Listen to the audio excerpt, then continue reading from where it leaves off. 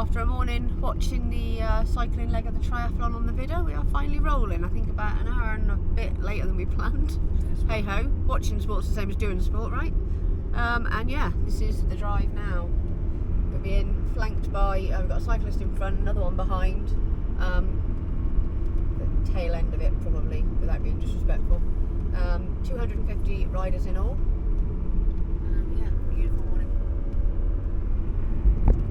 Hopefully we've not missed the best of the weather. Go on mate, give it the beans. Ronnie, yeah, you do have their names on.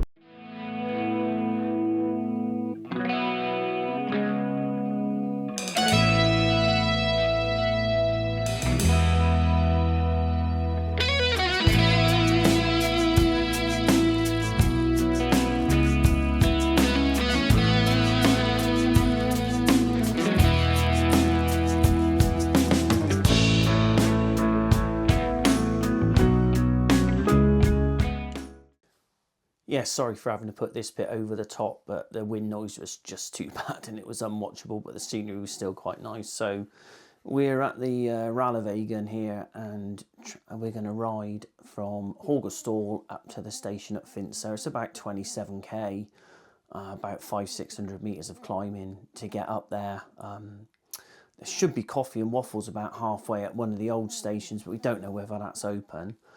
We've been wanting to do this ride for quite some time, and we just haven't had the weather this week to make it worth driving over here specifically for this, but it just happens to have fitted in with a weather window today when we were passing. So we thought, well, while we're here and we've got the weather, let's go and see how we get on. 9 kilometres to the cafe. They know how to tempt you. Let's just hope they got some waffles left, shall we? Otherwise it'd be cheese sandwiches. Yeah. False advertising. Well, we don't know if it's false advertising yet, do we? To be honest. I'm sure they got more waffles than they know what to do with, to be honest. Well, I was just reading there about the lemming. We've all heard of lemmings, but do you know what one is? It's like a rodent, a bit like a hamster. And apparently it's the only animal known that when it gets angry, it can make itself so angry it can actually explode. I don't know if I actually want to see an exploding lemming, if I'm honest.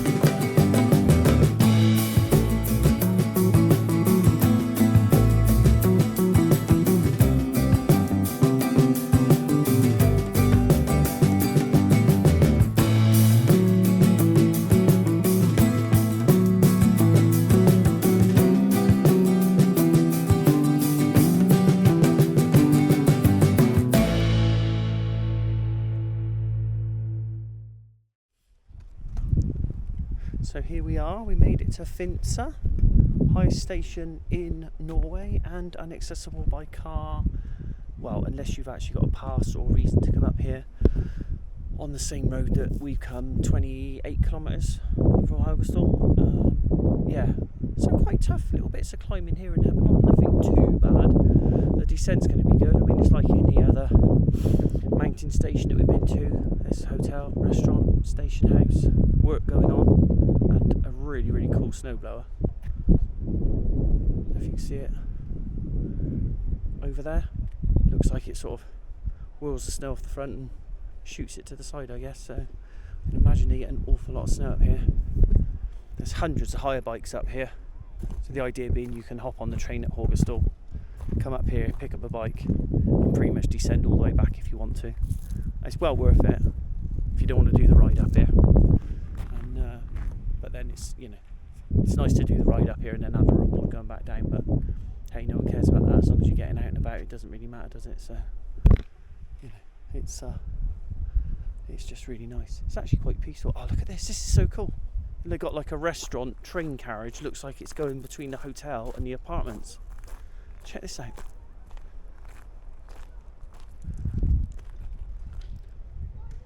Check that out. South Africa's got the chain on the bridge. They've actually got the train in the hotel.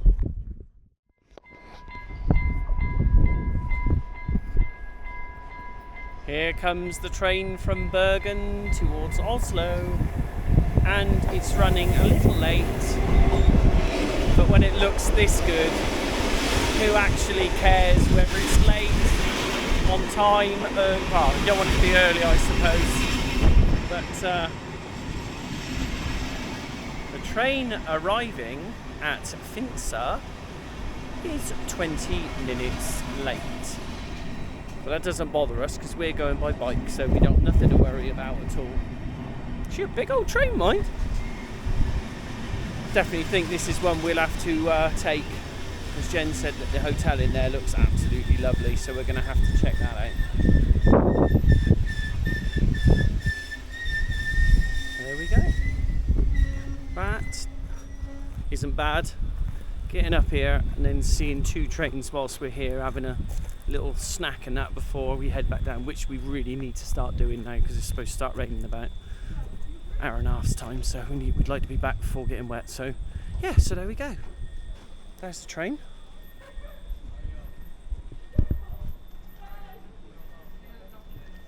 Hotel. Anyway, I'm going to turn off now because it's going to get noisy.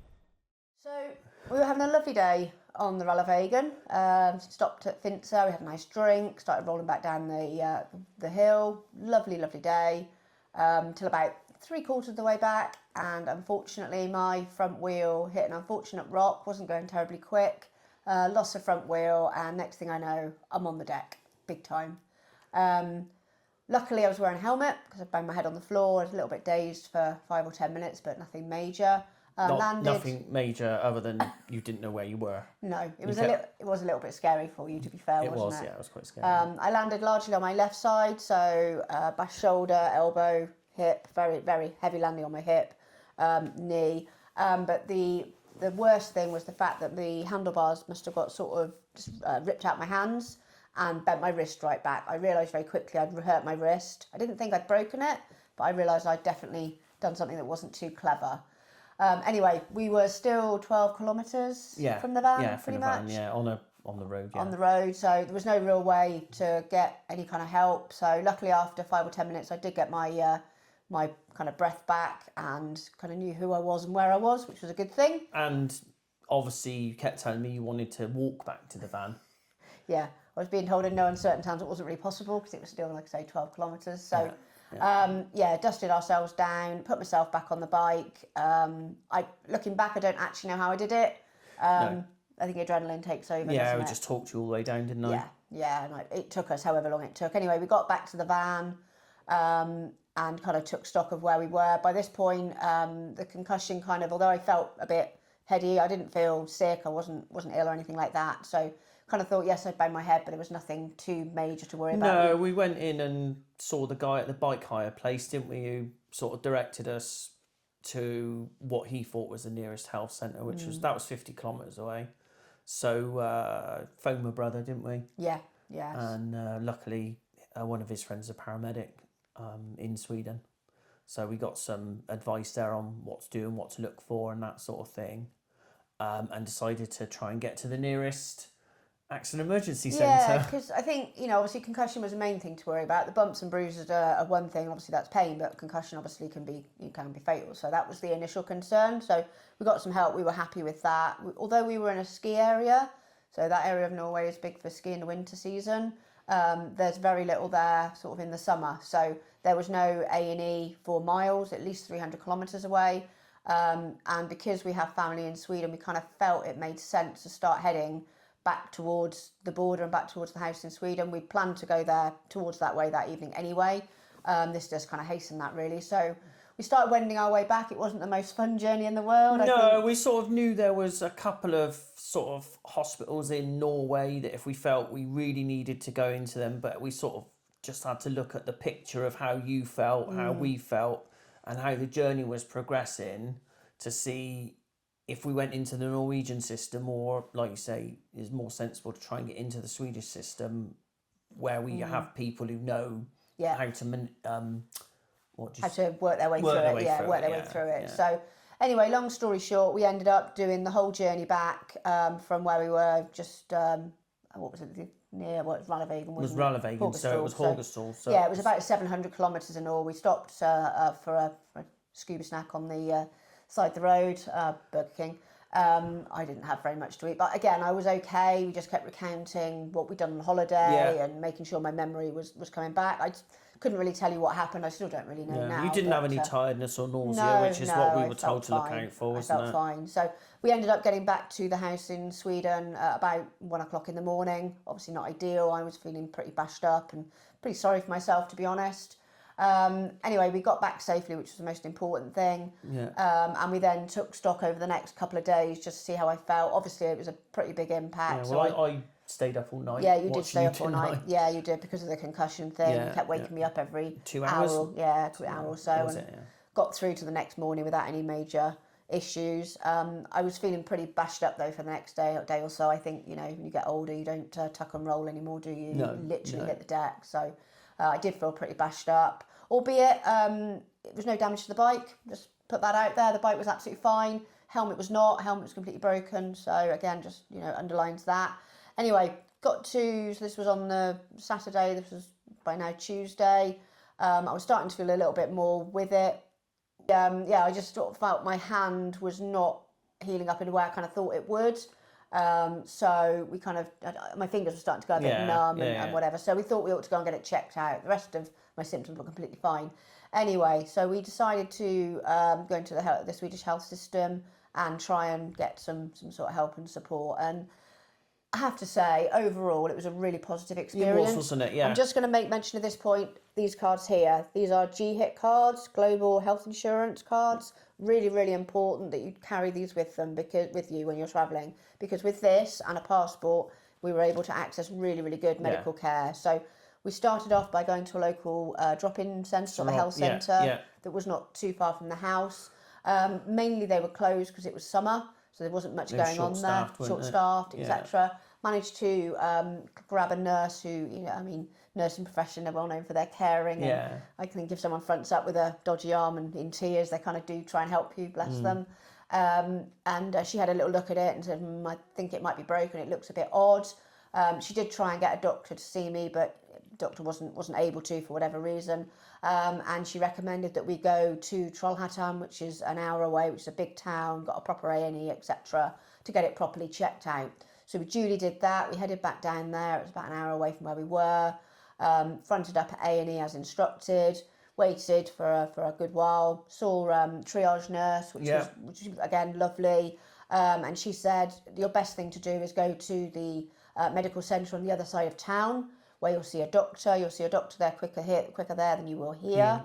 And they'll recommend you for an X-ray. So we went across the other side of town, waited for another bit of time, saw a lovely doctor there who examined both my wrist and also my sort of thigh, hip area, which was pretty sore by this point. confirmed that was just nothing but a really good bruise that would take a good few months to heal, which it has done. And again, she looked at my wrist. She wasn't convinced it was broken, but she also wasn't convinced it was right. No. So bless her, she gave us the referral for X-ray. Straight to X-ray, straight back to the main hospital. So back over to the other side of town. We went to the X-ray department. By this time, it was 7:30 in the evening, and we thought they're going to be closed, going to be no one there, but we'll try. Anyway, long story short, you luckily can speak a bit of Swedish. Read one of the little signs there that said the out of hours, press this button. Radiographer came straight out, and that was really, really slick and really quick. So we got the X-rays done. By all accounts, if it's not broken, the radiographer will tell you, but if it is broken, they won't. So when she came back out, she said, you need to go back to A&E. And I went, it's broken then. And she went, I can't tell you. At which point, I think my arm's going to have to be amputated or some such rubbish. Anyway, we then go back to A&E. We waited for another amount of time. Then eventually sent down to orthopaedics, by which time it was, I think, 9 o'clock. And it was quite strange, wasn't it? Because we got sent down to orthopaedics, so like down this dark corridor, and there was no reception, no booking or anything. And you could sort of see people the other side of a glass door doing their work, but it was for a while it felt like we were just sat there, didn't it? It was forgotten. It was very strange. Anyway, about 10:30 we got called in by the orthopaedic registrar, who showed us the X-rays and said it was broken, and effectively what I'd done is I'd broken it here and slightly dislocated it as well, so there's a small crack there, and he said he wants to manipulate it and put it back to where it should be. If you're squeamish, you might not want to listen to this little bit, but effectively I was put into traction, so my arm was raised up like this with a great big weight on my upper arm, joined to the fingers there, where I was supposed to be left for, I think it was 30 minutes, something like that. I think. Anyway, there was an emergency accident elsewhere, so I was left for about 45 minutes, I think. They did numb this area here while it was in traction. Again, we sort of thought we'd been forgotten a little bit. Obviously, accidents come first, completely get that. Anyway, eventually the consultant, the nurse, and also the supporter, so 3 of them, piled back in the room, obviously remembering that we were there, thinking that my anaesthetic is probably about to wear off. And they absolutely launch into action. They put a machine on this side of my arm so they can keep an eye on what they're doing. And there's then 3 of them literally manhandling my arm and my bone back into place, get it back in the right place, which was absolute agony. No pain relief, no nothing. And the anaesthetic, I'm almost certain, would worn off. Anyway, they got it back where they wanted it. They slapped on the cast, let that go hard, and then everything kind of settled for a little bit. We then waited for a while because they wanted it to, obviously, the plaster to set, and then they wanted to re-X-ray it to make sure it stayed in position. Another thing to mention when we were talking to the registrar, I think it was, again, under this GHIC scheme, you're allowed 2 kind of visits for any one sort of emergency. And at this point, it was about 1:30, 2 o'clock in the morning, and they said, you can go home and come back tomorrow if you want for your X-ray. And we were like, no, we need to stay because this is still 1 visit. And we need to make sure it's all done, because what they were saying was if the bone hadn't stayed where it needed to be, it was likely that I might need an operation to pin it back. So we were kind of thinking, the more we can fit into this particular visit, then all good. Anyway, we got to X-ray again. That was an X-ray. I think it was 2:30, 3 o'clock in the morning. Again, not a problem at all. Slick as anything. Got that done. Doctor checked it all off, and we were kind of sent home and on our way. Got back to the house about 4:30 in the morning. 4:30, 5 o'clock. I think all in, it was about an 18-hour experience. But I have to say, bearing in mind we're foreigners, we're in a different country, we're working literally with basically what is a credit card, for want of a better word, and your passport. We were able to access care. One other point is where you pay a sort of consulting fee per visit, don't you? So at each establishment we went to, we kind of got charged a bit of a fee, basically. So at the day centre in Bakkafors, it's a small little village one, it was 100 krona. It's about £8, something like that. And then at the day centre in Trollhättan, it was 300. 300 krona? Yeah, and then the hospital visits was another 300, so that's about £25. But that's normal, that's how they do it. That's normal charge that even a Swedish resident would be charged. Yeah, so, that's correct, when you think about it, the whole cost of the whole thing was about 75 quid, something like that. Obviously, you could claim that on your insurance if you wanted to, but excess would probably outweigh that. And to be fair, we'd said to the chap when he checked off the plaster and made sure it was all in place, and we said, can we come back and see you in a week's time to check it had all stayed in position? He said, yeah, no problem. Yeah. And they booked us in for the 10 days time, 10 days time, wasn't it? Yeah. We went back, they re-x-rayed me, saw a different doctor, but they made sure it was all still in position, which I'm happy to say it was. They did a couple of little alterations on the cast because it was quite a long way up on my fingers, so they moved that back a little bit to give me a bit more movement. And then that was kind of the end of the story from the Swedish perspective. Yeah. And like I say, I really didn't know what to expect. At one point we thought we were going to have to drive home back to the UK to kind of get any sort of medical care, etc. Not a bit of it. It was absolutely fantastic. So we thought we might even have to fly back at one point, didn't we? We thought we might have to fly back, etc. So I cannot highly recommend these little cards. They look ridiculous. We didn't know. I mean, to be honest, I thought they were about as useful as an international driving licence, but that is not the case. That is not the case. They're absolutely worth every little bit of plastic they're printed on. So do make sure you've got those. They don't cost anything, I don't think, do they? I don't think so, no. You just carry them with all your travel documents. So absolutely worth having. And then in terms of what happened after that, we did stay in Sweden for another 3 or 4 weeks, which if you've been watching the shorts you'll have seen. We did a few little days out. It did obviously, inevitably change the face of the rest of our trip. We had hoped to do more paddling, more swimming, biking. more cycling. Yeah. And we didn't do any of those things, unfortunately. But you know what? It could have been a lot worse. Could have been. Yeah. Thank goodness I had my helmet on. Thank goodness I wasn't going any quicker. Like I say, I don't really know what happened. I'm not blaming the bike by any stretch. It was my own stupid fault. I was in charge of it. Wasn't it? It was just These one of those things happen. So, yeah, that's kind of the end of the picture in terms of our kind of trip to Scandinavia. We did stay in Sweden for another few weeks, and then we did a trip back. We didn't really feel like filming an awful lot. I was in plaster, etc. We did do a film on a really cool air show that we went to, which hopefully you'll enjoy watching. But yeah, we hope you've enjoyed this series. I know that the filming, we're still learning. Yeah. We've got the microphones on today, which hopefully is going to be a step forward for us. Apologies if you've had to put up with some wind noise. We have learned a massive lesson there.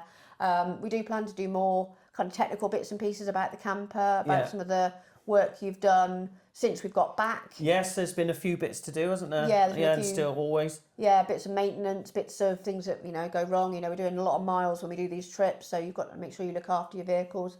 So yeah, please do like and subscribe, follow the channel, and keep commenting and stuff, because we do love to hear that people are finding our content interesting. We do, and we can react to that. Yeah, exactly. Whatever people want to know. So yeah, thanks ever so much for watching. We'll see you next time.